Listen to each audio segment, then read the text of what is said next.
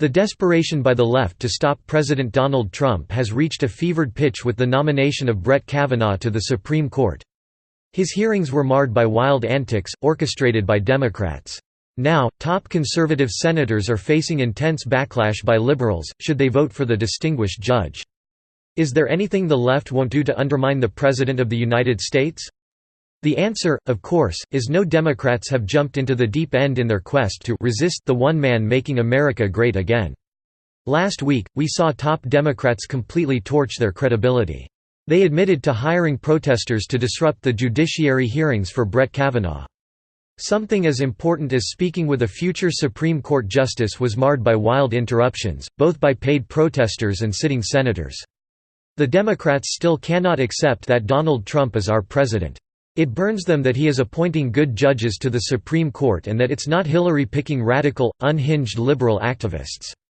The Liberal Party has been orchestrating vile attacks against conservatives since day one of Trump's administration.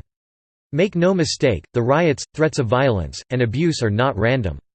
They have been planned and instigated by Democrats, who seek to intimidate and silence the vast majority of conservative Americans. Today, we learn that Republican Senator Susan Collins has been receiving vile threats if she votes for Brett Kavanaugh.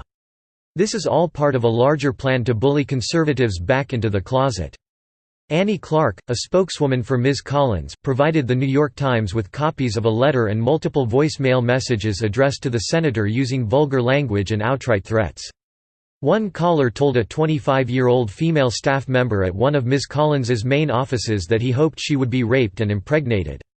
Aides to Ms. Collins estimated that her offices received about 3,000 coat hangers by mail to date, a reference to a time before Roe v. Wade, when some women used wire coat hangers to try to end unwanted pregnancies.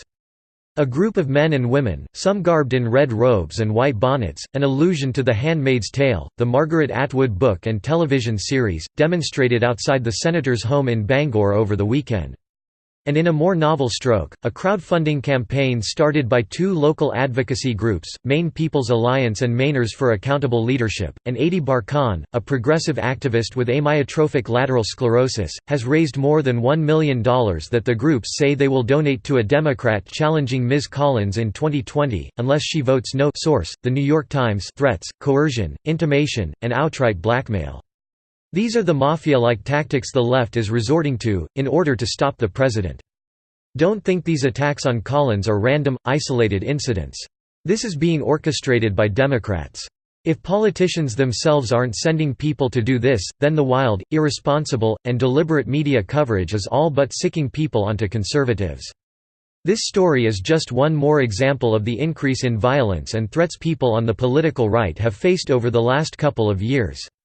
Unfortunately, as the left and their allies in the establishment media have amped up their hate rhetoric against Trump and his supporters over the last week, the violence has noticeably escalated.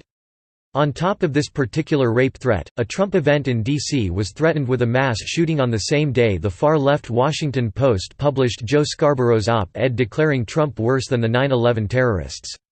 Last week, just hours after NBC's Chuck Todd compared Fox News to segregationists, a man intentionally plowed his car into a Fox studio in Dallas.